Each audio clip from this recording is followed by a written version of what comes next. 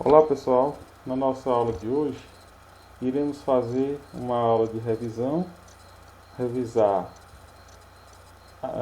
da física a parte de cinemática, certo? Através de questões de Enem. Então vamos lá. A primeira questão é uma questão de Enem recente de 2019. Vamos lá. Na madrugada de 11 de março de 1978, partes de um foguete soviético reentraram na atmosfera acima da cidade do Rio de Janeiro e caíram no Oceano Atlântico. Foi um belo espetáculo. Os inúmeros fragmentos entrando em ignição devido ao atrito com a atmosfera brilhante intensamente enquanto cortavam o céu.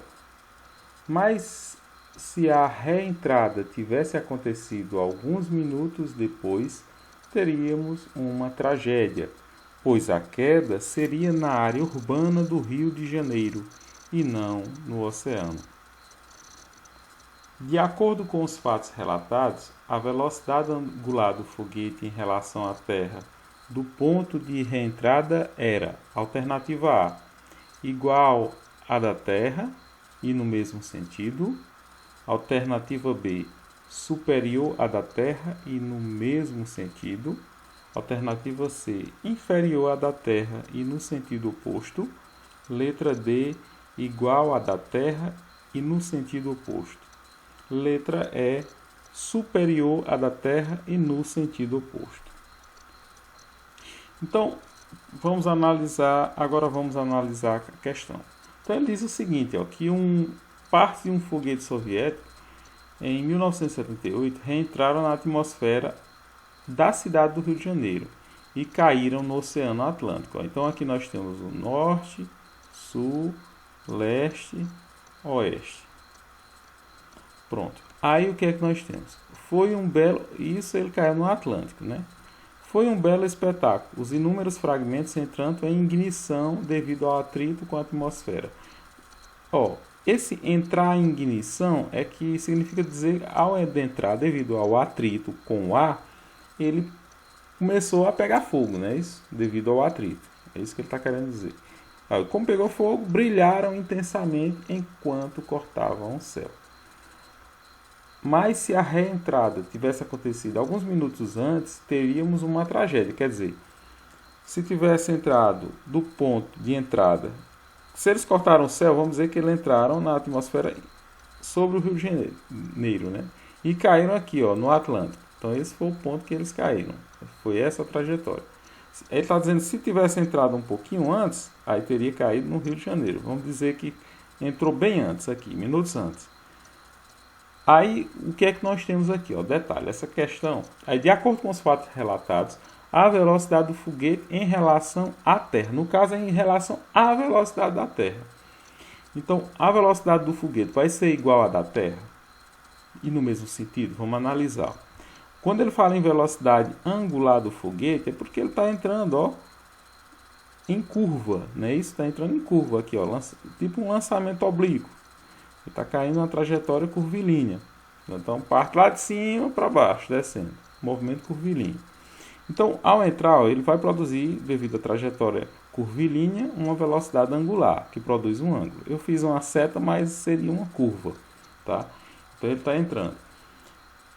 O detalhe aí, ele quer que você compare. Imagine o seguinte. A velocidade angular do foguete será igual à velocidade da Terra e no mesmo sentido? Detalhe. A Terra está em velocidade, um movimento de rotação. O foguete está entrando. Se ele entrar com a mesma velocidade da Terra, o que iria acontecer? Se você estivesse no Rio de Janeiro e olhasse para o céu, você sendo referencial em relação ao foguete que está caindo, você teria a impressão que ele estivesse em repouso. Como a velocidade do foguete numa hipotética situação estivesse na mesma velocidade angular da Terra, de rotação, então nós viríamos o foguete parado, estático, parado. Porque as posições entre você, a Terra e o foguete não alterariam devido a eles estarem à mesma velocidade. Se está à mesma velocidade, ele acompanharia a mesma velocidade de rotação, então você teria uma impressão que o foguete estivesse em repouso. Então, letra A está errado. Segunda, letra B, superior à da Terra e no mesmo sentido. Sim, essa é a questão correta. Por quê? Para entrar, ele vai entrar na atmosfera terrestre, entrou aqui sobre o rio e cai. Ele disse que caiu no Atlântico, um pouquinho aqui para leste, né? Caiu ao Atlântico. Então, para ele vai estar no mesmo sentido da rotação da Terra, no mesmo sentido, veja o desenho, e com uma velocidade superior à da Terra. Então, letra B seria a resposta correta. Inferior da Terra no sentido oposto. Se fosse inferior da Terra, então ele cairia ou em outra parte do continente sul-americano ou no Oceano Pacífico. Igual à da Terra? Impossível. Essa questão, se fosse igual, ele não teria sentido oposto e nem no mesmo sentido. Ele ficaria estático em relação ao Rio de Janeiro, porque a velocidade de rotação seria a mesma seria igual à velocidade angular, então ficaria estático. Superior à da Terra no sentido oposto? Não, se fosse superior à da Terra no sentido oposto, é como já disse, e cairia no continente sul-americano, né, uma parte aqui do continente ao sentido oeste, ou no Oceano Pacífico.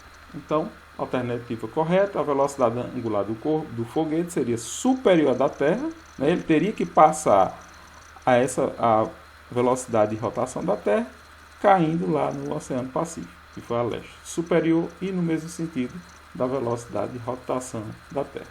Letra B seria a resposta correta. Vamos para a próxima. Ao soltar um martelo e uma pena na Lua, em 1973, o astronauta David Scott confirmou que ambos atingiram juntos a superfície. O cientista italiano Galileo Galilei, um dos maiores pensadores de todos os tempos, previu que, se minimizarmos a resistência do ar, os corpos chegariam junto à superfície. Então, a fonte do texto foi a influência do olhar, né? Esse texto está disponível no site cienciahoje.org.br. O acesso, data do acesso a essa informação foi 15 de agosto de 2016 e está datado. Pronto. Então, essa é uma questão do Enem de 2018. Então, ele diz: na demonstração, o astronauta deixou cair em um mesmo instante e de uma mesma altura um martelo de 1,32 kg e uma pena de 30 gramas. Durante a queda, no vácuo, esses objetos apresentam iguais. Durante a queda no vácuo, esses objetos se apresentam iguais. Então, letra A, inércias. Letra B, impulsos. Letra C, trabalhos. Letra E, acelerações. Letra D, acelerações. Letra E, energias potenciais. Então, vamos lá. Pessoal, se eu lançar aqui, em condições normais, bem aí onde você está, um martelo e uma pena, no momento que eu solto, quem vai cair primeiro? Você pensou e vai responder: o martelo. Claro.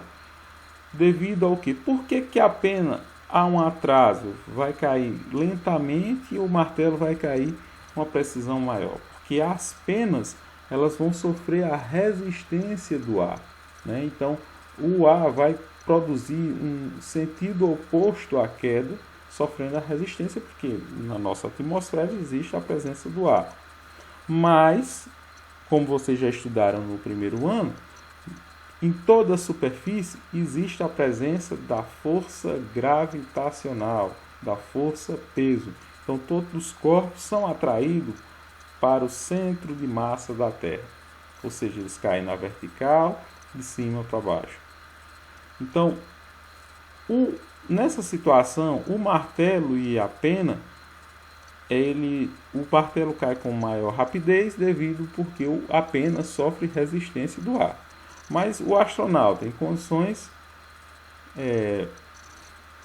condições diferentes, que lá no caso da Lua não tem oxigênio, não tem atmosfera, não tem ar, só tem a presença igual à Terra da gravidade. Então, no momento que ele soltou o martelo e a pena, sem a presença da resistência do ar, ambos cairão com a mesma intensidade. Por quê, professor? Porque a gravidade ela é constante. O valor dela na Lua é de 1,6 metros por segundo ao quadrado. Se fosse aqui na Terra, um pouquinho maior, 9,8 metros por segundo ao quadrado. Então, se ambos estão submetidos a uma mesma aceleração, sofrerão uma queda livre no mesmo intervalo de tempo. Isso sem a presença de resistências exteriores que atrapalhem essa queda livre. Então, letra correta, letra D. Acelerações. Por que, professor, acelerações? Não é a gravidade? Porque a gravidade é um tipo de aceleração, tá certo? Com valor constante. Então, ambos, tanto a pena quanto o martelo, produzirão um movimento retilíneo uniformemente variável. E ambos estarão submetidos a uma mesma aceleração, portanto, ambos cairão sobre o mesmo intervalo de tempo. Pronto, está respondida a questão, letra D.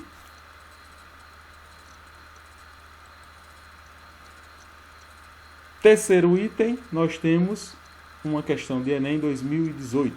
Um piloto testa um carro em uma reta longa de um autódromo.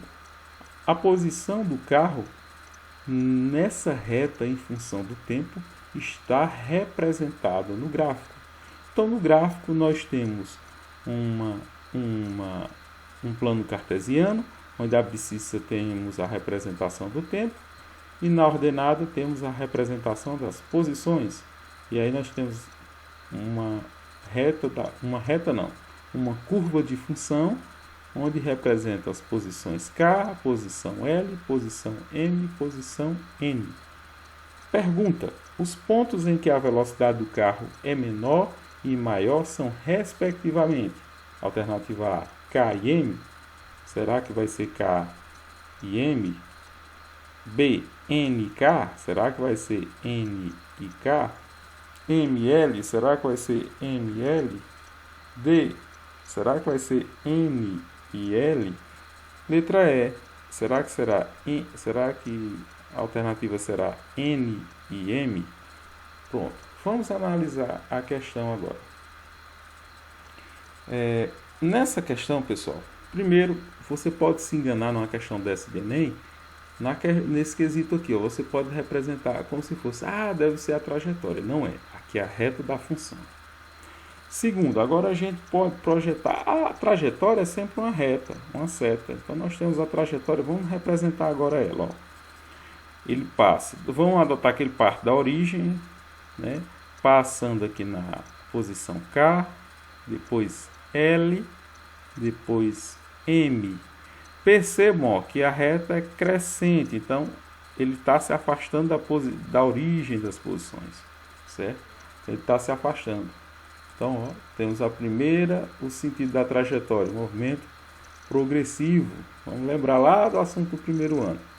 No segundo momento, percebam que a partir desse pico, a reta da função começa a ser decrescente. Então, nós temos um movimento retrógrado entre M e N. Então, a partir desse momento, ele começa a voltar. Então, no início, entre K, L e M, eu tenho um movimento progressivo, tá? Está a favor da trajetória. E no segundo momento, entre M e N, ele muda o sentido da trajetória M e N. Pronto.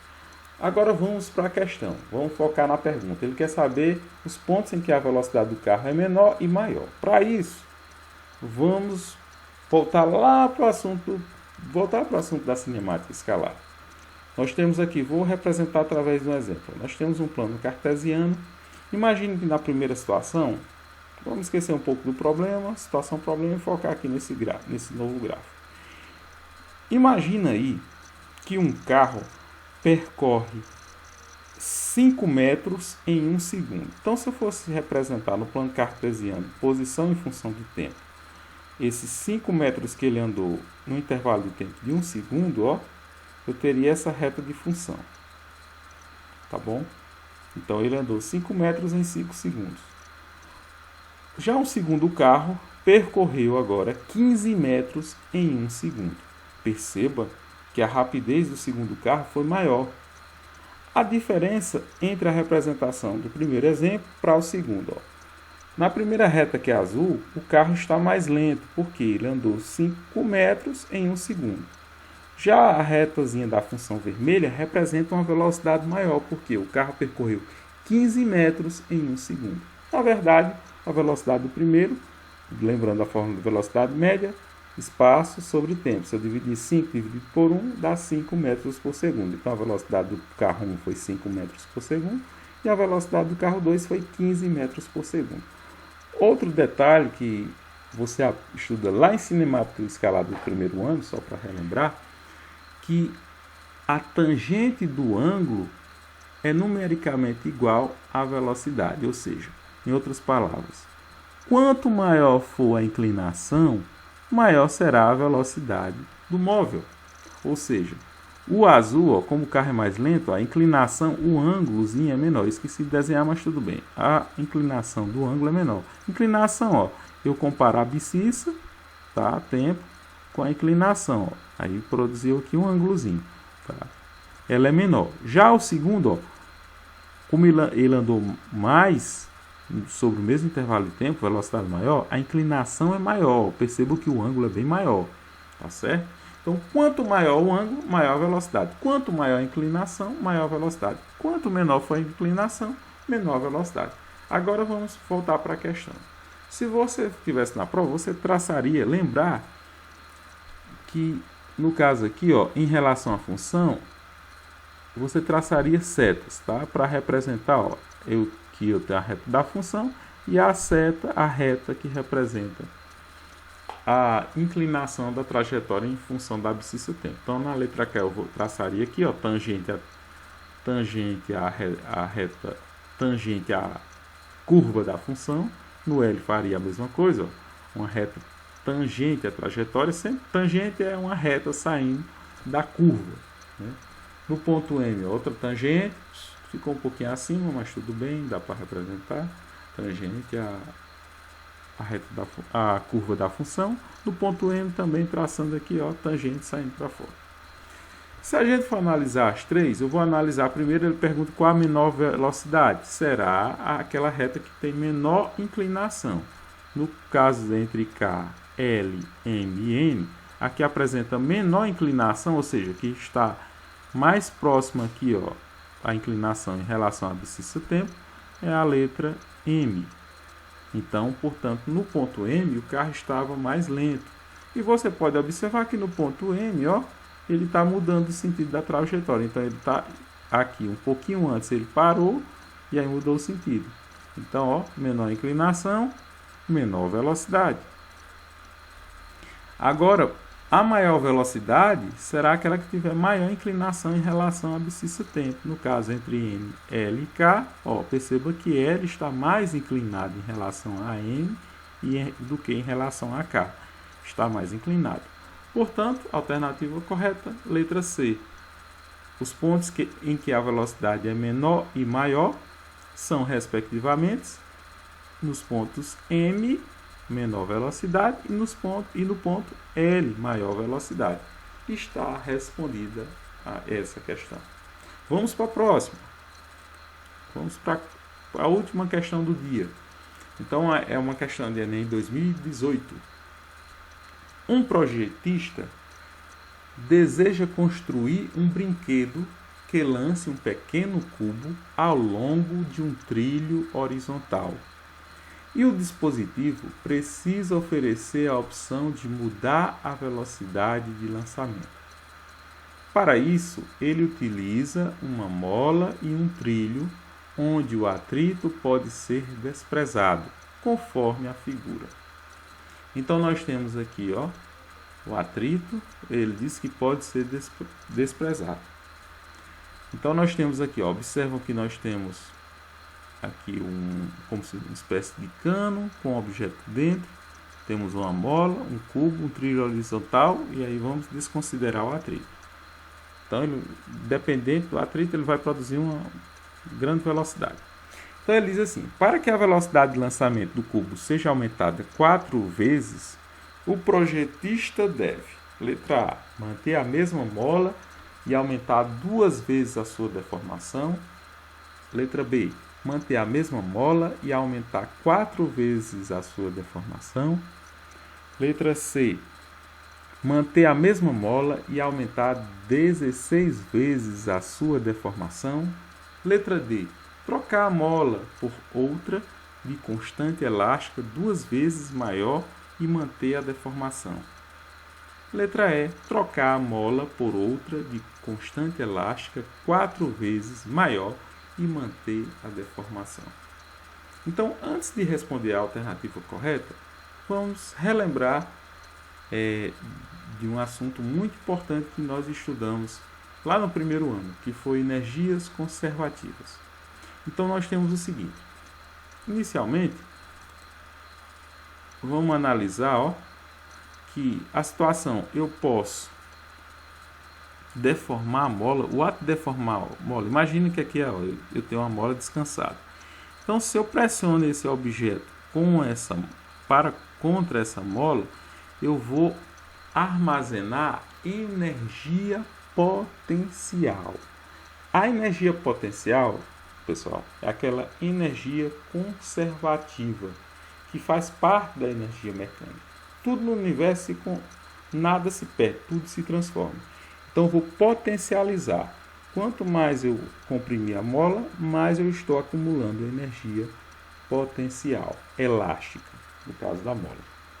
No momento que eu solto, essa energia potencial, ela é convertida em outra forma de energia, a chamada energia cinética. A energia cinética é outra forma de energia, ou seja, ele transformou a energia potencial elástica em energia cinética, energia de movimento, que como resultado produziu uma velocidade. E aí, desprezando o atrito, nós temos a energia pura, ela sendo transformada, convertida de potencial, que foi aquela armazenada quando eu deformei a mola, comprimindo no seu tamanho. Quando eu soltei, ele impulsionou esse objeto, produzindo uma velocidade, convertendo energia potencial, energia conservativa, em energia cinética. Então, uma é igual à outra. Nós podemos adotar, no momento que você está tensionando a mola, comprimindo a mola, essa energia potencial, vamos chamar de energia mecânica inicial. No momento que eu solto o objeto e aí ele começa a andar, essa energia conservativa vai ser a energia mecânica final. Então podemos, através da resolução, igualar a energia mecânica inicial, que nada mais é do que a energia potencial elástica, que vai ser igual à energia mecânica final, que vai ser a nossa energia cinética. Lá na física do primeiro ano, vocês viram que a energia potencial nada mais é do que a constante elástica da mola vezes a deformação inicial da mola ao quadrado dividido por 2. Vocês viram também que a energia cinética, que no caso é a nossa energia mecânica final, a energia cinética é o produto da massa vezes o quadrado da velocidade adquirida pelo móvel, no caso é a velocidade final, dividido por 2. Pronto. Agora, pessoal, o primeiro passo é vamos tentar simplificar essa expressão. O primeiro objetivo, nossa primeira meta é simplificar essa expressão. Então vamos lá. Primeiro passo eu posso, como aqui tem 2 no primeiro membro e 2 no segundo membro, se eu passar para outro membro ele vai multiplicando. 2 dividido por 2 dá 1. Então eu posso cortar esse 2 com esse 2. Pronto. Cortei os dois, ficando a expressão massa vezes o quadrado da velocidade final é igual a constante elástica da mola vezes a deformação, que é representada por x ao quadrado.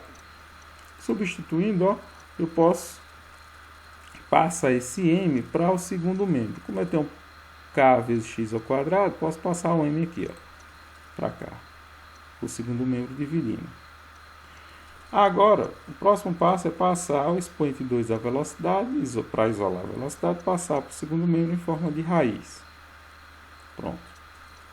A raiz da constante elástica sobre m, eu não sei, mas eu não sei o valor porque não tem valor. Então eu vou só deixar o K. E a raiz quadrada de x ao quadrado, é só cortar o expoente 2 com a raiz quadrada. Porque 2 aqui é como se tivesse 2, dividido por 2 daria 1. Então fica x. Pronto. Na questão, na pergunta ele diz: para que a velocidade de lançamento do cubo seja aumentada 4 vezes, o projetista deve. Então, o primeiro passo, eu não devo alterar o tamanho, alterar o tipo de mola, que representa a constante elástica da mola K, e nem vou alterar a massa. Eu vou manter a mesma mola. Se eu vou manter a mesma mola, então eu não faço comparação da velocidade com a raiz de K sobre M. Então, isso aqui eu vou isolar, tá? Não vou alterar a mola. O que ele pede lá é para alterar a velocidade. Para que a velocidade de lançamento do cubo seja aumentada 4 vezes, o projetista deve. Percebam que a velocidade é diretamente proporcional à sua deformação. Ou seja, quanto mais eu deformar a mola, mais velocidade ele produzirá. Ou seja, quanto mais eu comprimir essa mola, mais velocidade ela produzirá. Então, detalhe. Eu posso, então, definir que a velocidade é diretamente proporcional à sua deformação. Diretamente proporcional, em outras palavras. Se eu aumentar a velocidade da mola 4 vezes, então a alternativa correta seria a letra B. Eu vou manter a mesma mola, ou seja, a raiz quadrada de K sobre M será a mesma, e aumentar em 4 vezes a sua deformação. Ou seja, se eu aumento a velocidade 4 vezes, a sua deformação será de 4 vezes x. Então, alternativa correta, letra B. Então, pessoal, por hoje eu finalizo por aqui. Na próxima aula eu continuarei revisando a cinemática através de questões de Enem. Tchau!